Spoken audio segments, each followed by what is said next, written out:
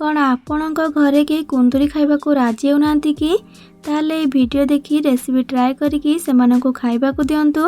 Hello everyone, welcome to my YouTube channel Priyas kitchen.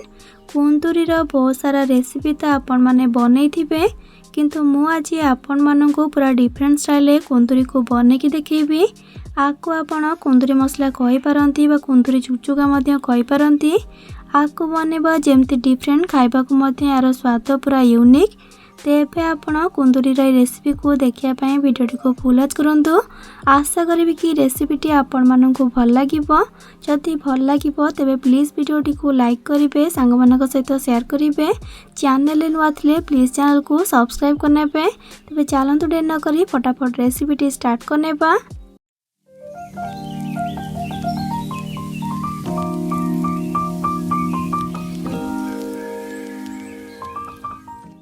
कुंदुरी tasty recipe को बनवाई प्रथम ये देखो मु 250 ग्राम कुंदुरी को नहीं ता सहित 3टी नहीं मीडियम साइज आलू को। कुंदुरी आलू को मु भल भाव धोई नहीं। एबे आसतु आपको नहीं काटिक आनदेबा। ये देखो कुंदुरी आलू को मु काटिक आनदेली। आमती को काटी ताकि मुझे देखे दूची। देखो कुंदुरी को मु 2 खंड करके काटी। टिके मोटा रखिले तरकारी खाइबा को भल लागिबो। आलू को देखो अति मोटा कि अति पतला करनी यहीपरी मीडियम साइज रखिकी काटी। एबे ताको आमे काटिकी रेडी करनेले। एबे आमे गैस ऑन कर देकी कड़ाई को बसेकी भल भाव गरम कला परे सेथिरे दउची पाखापाखी 2 बड़ चामच रिफाइन तेल। आपण कुंदुरी आलू को देखिकी एथिरे तेल को देबे। तेल भल भाव गरम हो गला परे सेथिरे एबे आमे काटिकी रखिथिबा आलू आ कुंदुरी को दे देबा। ताकू दे सारिकी सेथिरे बे स्वाद अनुसार लूण पकेबा। ता सहित आधा छोट चामच हल्दी गुंड पकेबा। सबू को भल भाव मिक्स करनेबा। जदि के कुंदुरी खाइबा को पसंद करंतिनी ताले एमती भाबे बनेकी तांको दियंतु। देखिबे बारंबार खाइबा को इच्छा करिवे। आको आपण रोटी किंबा भात सहित खाई परिबे। देखिबे यार टेस्ट पूरा छतु परी लागिबो। हेई थाई पारे या कुंदुरी किंतु टेस्ट पूरा छतु परी।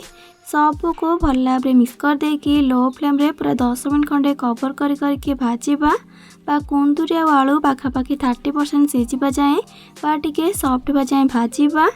कुंदुरी आलू भाजिया भितर चलतु गोटे मसला पेस्ट रेडी करवा।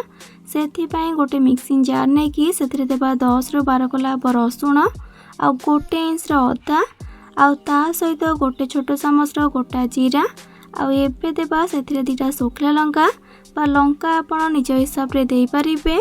एबे से आवश्यक अनुसार पानी को देकी पूरा चिकना को बाटिक आनदेबा।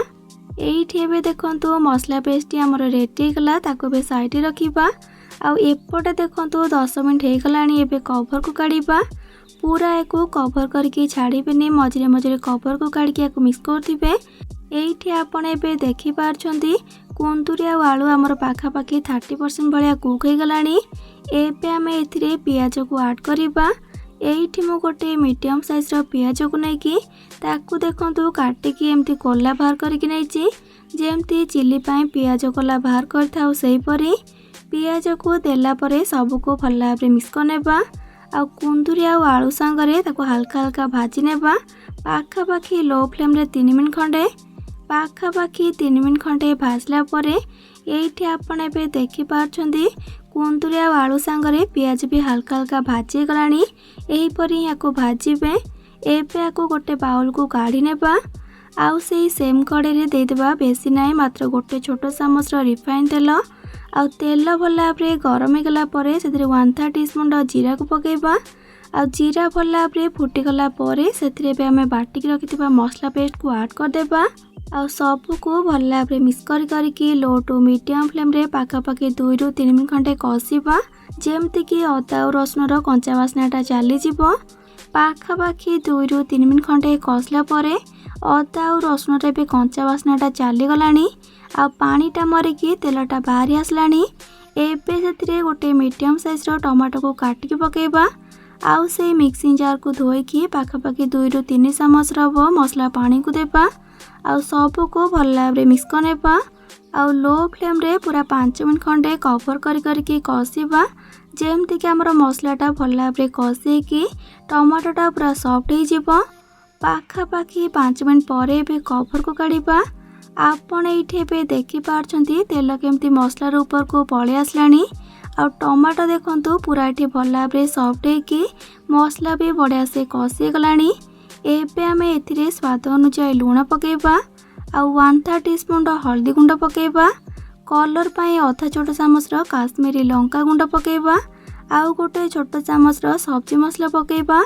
एतिकी गुंड मसला को देकी सबको भल भाव मिक्स करनेबा। आपण लुण और हल्दी गुंड केवल मसला को देखिकी देबे कारण आमे कुंदुरी और आलू को भाजला बेले से लुण और हल्दी गुंड पकईचंती आउ काश्मीरी लंका गुंडटा केवल आमे कलर पे यूज करिचे। एबे आमे सेथिरे भाजी रखिथिबा कुंदुरी आलू प्याज को दे देबा आउ ता सहित सेथिरे हाफ कप भलिया पानी को दउची। अधिक पानी एथिरे बिल्कुल भी देबेनी जेहेतु आमे को लटपट टाइप बनैबा।